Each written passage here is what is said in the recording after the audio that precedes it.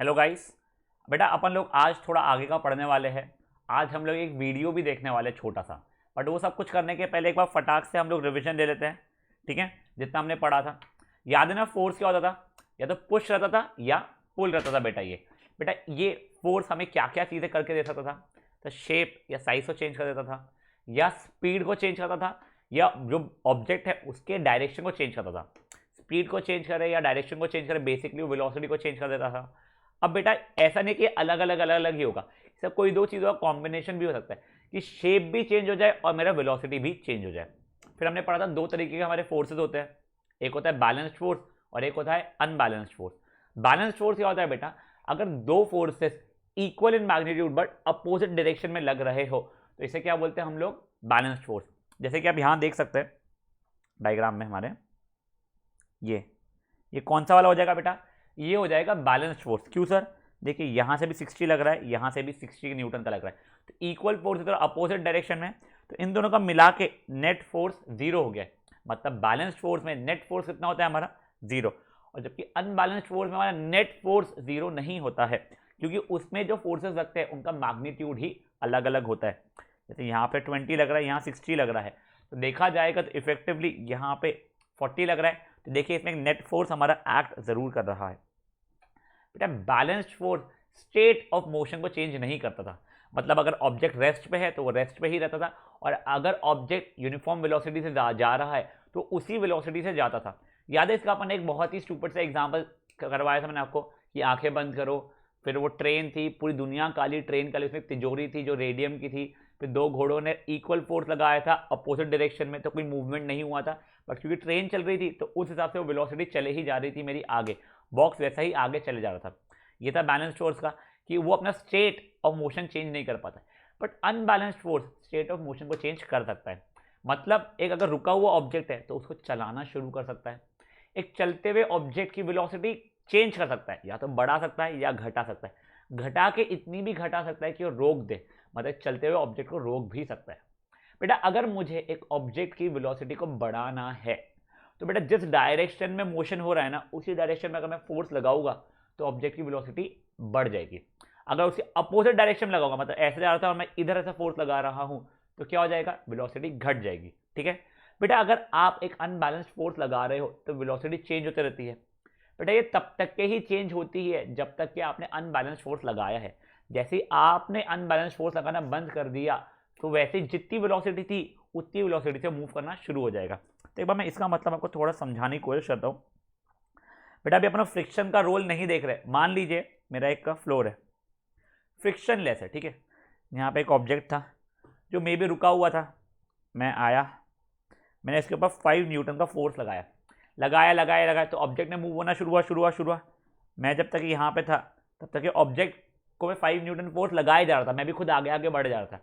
फिर may be इसकी 15 metre पर सेकेंड मेरी वेलोसिटी हो गई थी।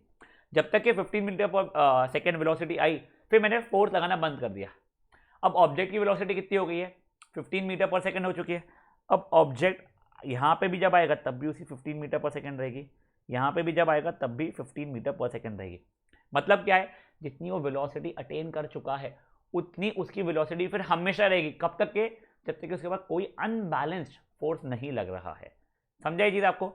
मतलब जब तक आप फोर्स लगा रहे हो ना तब तक एक्सलरेशन रहेगा। देखो यहाँ पे उसका एक्सलरेशन था, ये 0 मीटर पर सेकेंड से 15 मीटर पर सेकेंड तक पहुंचा, मतलब चेंज इन वेलोसिटी हुई।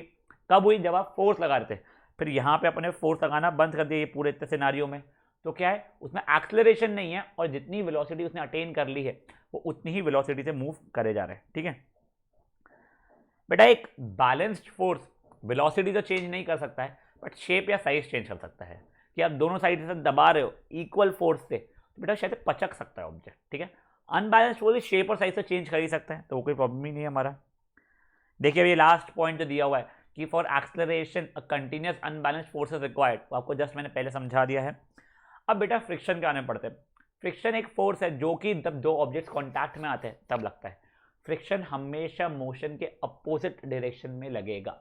अगर मोशन इधर हो रहा है तो फ्रिक्शन इधर लगेगा, अगर मोशन इधर हो रहा है तो फ्रिक्शन इधर लगेगा। तो ये चीज याद रखिएगा, friction is always opposing the motion.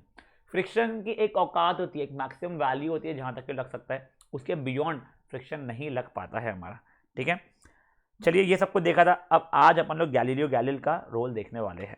ठीक है, तो मैं थोड़ा सा पहले लिख देता हूँ आपको, आप उसको पढ़िए और फिर आपको समझाता हूँ क्या। तो जो गैलीलियो था, ये बंदे ने क्या डिड्यूस किया था, बंदे ने डिड्यूस किया था, इन्हें क्या पाया था, DEDUC, डिड्यूस किया था कि objects move with constant speed when no net force acts on them। एक बार ये स्टेटमेंट को आप फट से पढ़िए और सोचिए कि इसके बारे में अभी हमने बात की है थोड़ी सी। एक ऑब्जेक्ट कांस्टेंट स्पीड से मूव करेगा जब तक कि उसके पास कोई नेट फोर्स एक्ट नहीं कर रहा है। देखिए बेटा, ये यहीं पे तो बात की थी मैंने, देखिए ये वाला यहाँ पे कोई नेट फोर्स उसके ऊपर एक्ट नहीं कर रहा था, तो मस्त अपना 15 मीटर पर सेकेंड की स्पीड से चल रहा था। यहाँ पे एक फोर्स एक्ट कर रहा था, तो देखो उसकी स्पीड बढ़े जा रही थी, क्योंकि मैं इन डायरेक्शन ऑफ मोशन धक्का दे रहा था ना, यहाँ पे था और मैं यहीं से धक्का देता, मतलब मेरे ऑब्जेक्ट का मोशन भी इधर था, मेरा फोर्स भी इधर था। अगर अपोजिट डायरेक्शन में करता तो स्पीड कम होना शुरू हो जाती थी, वही बात कर रही है। तो ये जो चीज़ें मैंने आपको बताई है ना, मैंने कहाँ से उठाई है, गैलीलियो बाबा ने ये बताई थी। क्या बताया था कि अगर एक ऑब्जेक्ट पर कोई फोर्स एक्ट नहीं कर रहा है तो उसकी स्पीड कांस्टेंट रहेगी। हो सकता है जीरो, रुका हुआ तो रुका हुआ ही रहेगा, या 50 मीटर पर सेकंड के इससे जा रहा है तो 50 मीटर पर सेकंड के इससे ही जाता रहेगा। कब तक के, जब तक उसका कोई नेट फोर्स एक्ट नहीं करता है। अब आप ये सोचोगे कि सर जब मैं मे बी एक बॉल को रोल करता हूँ तो बॉल तो धीरे धीरे धीरे रुक जाता है, तो उसको कोई नेट फोर्स एक्ट नहीं कर रहा है। बट उसका नेट फोर्स एक्ट कर रहा है, कौन सा, फ्रिक्शन वाला।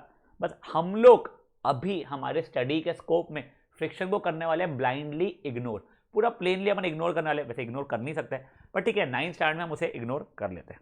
ठीक है, तो ये चीज़ आपको समझ गई। गैलीलियो ने क्या बोला था कि भैया अगर आपका एक ऑब्जेक्ट है जिसकी जो स्पीड है, अगर आप उसे कोई नेट फोर्स नहीं लगा रहे हो तो ऑब्जेक्ट उसी स्पीड पर चलते रहेगा।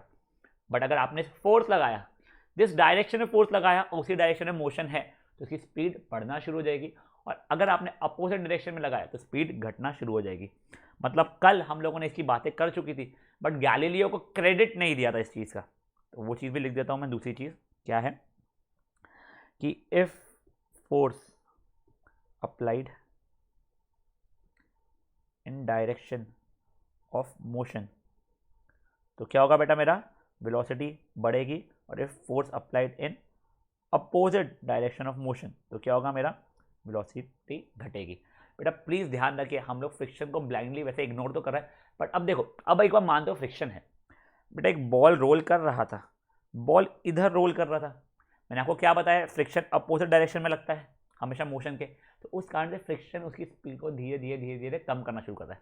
इसी कारण से जब हम लोग साइकिल वाइकल चलाते हैं पर धम धम धम धम पेडल लगाते हैं, बिल्कुल फ्लैट रोड मारो, समझो, ठीक है, थोड़ी देर बाद स्पीड कम होना शुरू होती है कि हमको वापस पेडल मारना पड़ता है। एग्जैक्टली उसी कारण से, क्यों कि फ्रिक्शन तब लगना शुरू होता है अपोजिट डायरेक्शन में। समझा ये चीज़ आप लोगों को? चलिए ठीक है। अब बेटा मैं आपको पहले एक चीज़ समझाता हूँ, चलिए उसको मैं नोट्स के थ्रू ही समझाता हूँ आपको, क्योंकि इसमें डायग्राम अच्छे से बना हुआ है। फिर इसी चीज़ का वीडियो दिखाऊंगा मैं। बेटा ये अपने बंदे का नाम क्या है, गैलीलियो ने क्या किया था, गैलीलियो ने एक एक्सपेरिमेंट किया था। ये ना एक प्लैंक है, ठीक है, ये प्लैंक पे से भैया अपना बॉल को छोड़ता था। अब यहाँ पे से उसने दूसरा प्लैंक लगाया है, ये ब्लैक कलर का प्लैंक है मेरा, मान लीजिए ये कुछ ब्लू कलर का प्लैंक है और ये रेड कलर का प्लैंक है। तीनों एक साथ नहीं लगाया था, एक एक एक करके उसने लगाया था, ठीक है। तो मान लो ये ब्लैक वाला प्लैंक लगा हुआ है मेरा, एक सेकंड, ठीक है। क्या होगा, बॉल जब नीचे आएगा, अब देखिए जब बॉल नीचे आ रहा है तो उसकी स्पीड बढ़ना शुरू होगी, बढ़ना शुरू होगी, बढ़ना शुरू होगी। अब ये मत मानिएगा कि ऐसा कोनिकल है, आपके एनसीईआरटी में कोनिकल दिया हुआ इसलिए मैंने ऐसा बनाया है, वो मेजरली ना कुछ ऐसा है, ठीक है। कोनिकल मत मानिए, आपको वीडियो दिखाओगे उसमें ज़्यादा अच्छे से समझ जाएगा आपको। यहाँ पे आएगा फिर, तो यहाँ पे स्पीड, पहले स्पीड बढ़ रही होगी उसकी। स्पीड क्यों बढ़ रही होगी ना, वैसे मैं आपको बताऊं तो ग्रेविटेशन के कारण। ग्रेविटेशन हमेशा नीचे लगता है फोर्स हमारा। देखिए आपको ग्रेविटेशन फोर्स क्या, ग्रेविटी का ज़्यादा नहीं पता है तो अपन नेक्स्ट चैप्टर का नाम ही ग्रेविटेशनल फोर्सेज है, तो अपन उसमें देखने वाले हो, तो टेंशन मत लो। ग्रेविटी हमेशा नीचे लगती है, ऑब्जेक्ट भी आपको नीचे आ रहा था, दोनों सेम डायरेक्शन में, तो स्पीड बढ़ना शुरू हो गई। फिर जब इतने चढ़ाव करना शुरू किया, देखिए बंदे का मोशन ऊपर का है पर ग्रेविटी नीचे लग रही है, तो स्पीड घटना शुरू हो जाती है। समझा आपको? अब देखिए ये बात नहीं स्पीड कम हो रही है घट रही है, ये तो हमें नॉर्मल सी चीज़ पता है कि अगर ऑब्जेक्ट नीचे आ रहा है तो उसकी स्पीड बढ़ रही होगी, अगर ऑब्जेक्ट ऊपर जाएगा तो स्पीड घटेगी। बात ये नहीं थी, मुझे ही बात ये थी कि कितना ऊपर गया होगा। बेटा वो जितने हाइट से रिलीज हुआ था ना उतने ही हाइट तक के ऊपर गया। अब बंदे ने क्या किया, ये प्लान कैसा था, उसकी स्लोप थोड़ी सी कम कर दी, फिर उसने रोल किया ना ब्लू वाले सिचुएशन पे आ गया, तो उसने क्या पाया, वापस उसने बॉल छोड़ा, आया, फिर ऊपर गई। अब देखो अब कितना ऊपर गई, वापस से इतना ही ऊपर गई जितनी उसकी पहले हाइट से बॉल छूटी थी। मतलब अगर ये हाइट से छूटी थी तो उतने हाइट तक के ही उसने अटेन किया।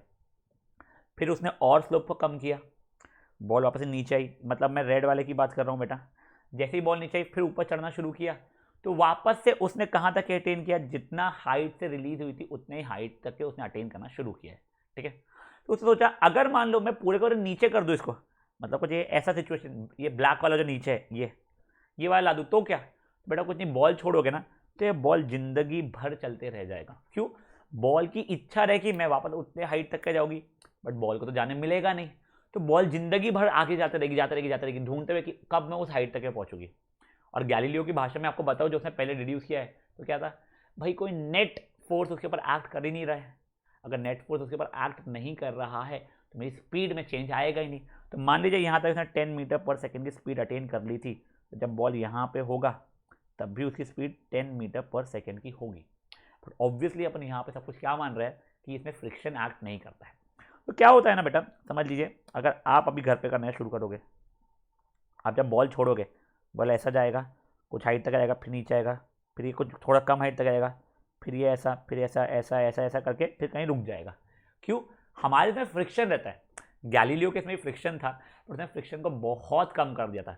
फिर थियोरेटिकली उसने बोला था कि अगर मैं फ्रिक्शन को पूरा हटा दूंगा तो हमेशा ये इतने ऊपर तक के जाएगी। ठीक है, तो चलिए अब इसका एक बार मैं वीडियो दिखा देता हूँ आपको। Ball rolling देखिए, down a ramp and उसने then बॉल up an छोड़ा, identical देखिए ramp ऊपर came से to the गई, same height. Exact same height तक के ऊपर If गई the है। अब upward देखिए इसमें ramp बिल्कुल were less कोनिकल नहीं steep, है अपना, तब he कोई found इशू the नहीं आएगा। ball wouldn't slow अब एक और down उसने as रैम बना के quickly, दिखा रहा है, which meant ठीक it है, could वो travel for जो a सेकंड longer रैम था उसका time. उसने फिगर को It would एक्सप्लेन then नहीं किया, end बट आप up समझ at the लीजिए। same थर्ड height वाला at देखिए, which it was थर्ड वाले में भी released. एग्जैक्टली In उसकी all हाइट तक ही गई cases, है। he found that the अब अगर height मान of लो the वो final बंदे को, position देखिए फाइनल पोजीशन matched की that हाइट और of मेरे the इनिशियल initial पोजीशन की जो हाइट position, थी वो which सेम made है him अभी भी। wonder अब ठीक है, ऑब्वियसली बॉल if अपने the पीछे final आने वाला है, वो ramp हमने डिस्क्राइब were नहीं किया है। flat.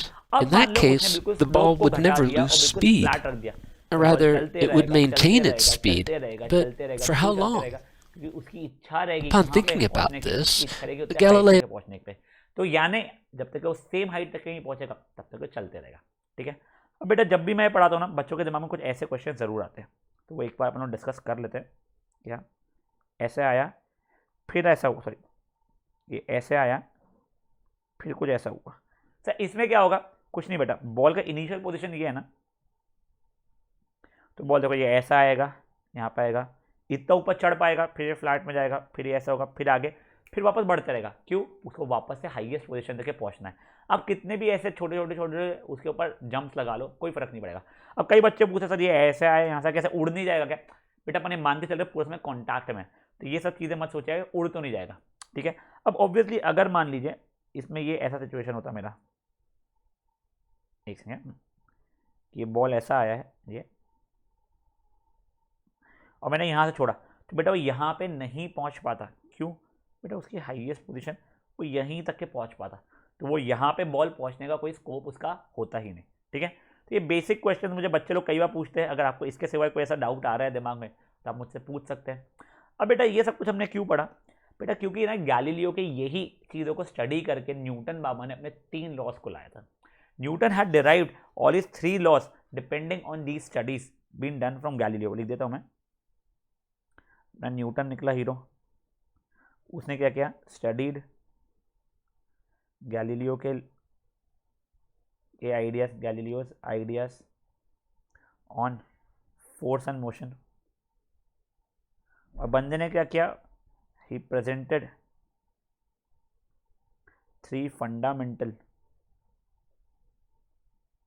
Laws that govern motion of object.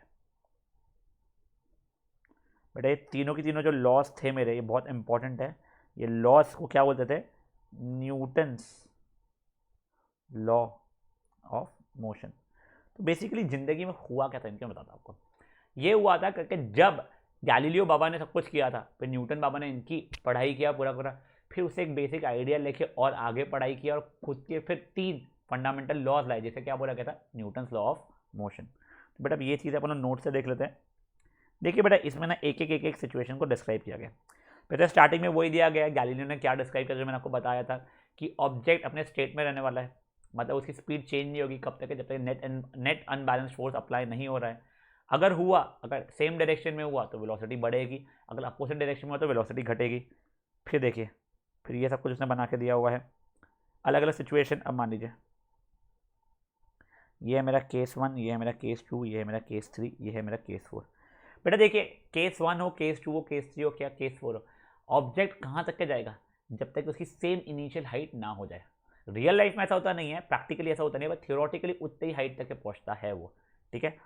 अब देखिए बेटा इसी में मैं आपको आगे एक चीज़ बता दूं, ये देखिए अगर आप स्केल लेंगे, ये डिस्टेंस को मेजर करेंगे, ये डिस्टेंस को मेजर करेंगे, यानी केस 2 वाले डिस्टेंस को भी मेजर करेंगे और केस 3 वाले डिस्टेंस को भी मेजर करेंगे स्केल लेके, तो कब मिलेगा कि केस 3 का डिस्टेंस ज़्यादा है, केस 2 का डिस्टेंस उससे कम है और केस 1 का सबसे कम है।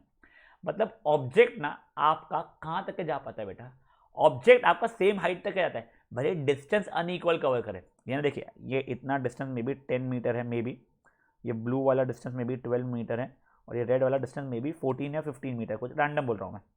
मतलब देखो बॉल ने केस 3 में ज़्यादा डिस्टेंस कवर किया बट हाइट सेम कवर की है। तो ये वही चीज़ आपको यहाँ पे मैंने लिखा हुआ है कि डिस्टेंस से डिपेंड नहीं करेगा तो सेम हाइट पे जाने की कोशिश करेगा। और फोर्थ वाले इसमें तो क्या होगा, इनफाइनाइट डिस्टेंस को कवर करता रहेगा क्योंकि वो उस हाइट तक के पहुँच ही नहीं पाएगा। अब ये बताया है कि भैया ये चीज़ें पॉसिबल वैसे तो होती नहीं है क्योंकि हमारे रियल लाइफ में फ्रिक्शन होता है, फ्रिक्शन कम करके इसके और पास में लाने के लिए हमको लुब्रिकेशन यूज़ करना होता है जिससे हम फ्रिक्शन को कम कर सके, ठीक है। फिर ये दिया गया न्यूटन बाबा ने इन सब चीज़ों को पढ़ा था और अपने खुद के 3 लॉज डिराइव किए थे जो हम लोग नेक्स्ट लेक्चर से पढ़ना शुरू करेंगे। अब बेटा जो नेक्स्ट लेक्चर से होगा आपको लॉ नंबर 1 शुरू होगा, but it is very important आपको लॉ अच्छे से याद हो और उसके एप्लीकेशन आपको अच्छे समझे हुए कि कई सारे गिव रीजन के क्वेश्चन आने वाले, ठीक है। तो बेटा ये वीडियो में आपको कोई भी क्वेरी हो तो आप मुझसे एक बार प्लीज़ पूछ लीजिएगा, मेरा नंबर तो दिया हुआ है ही, ठीक है। चलिए बाय बाय बेटा।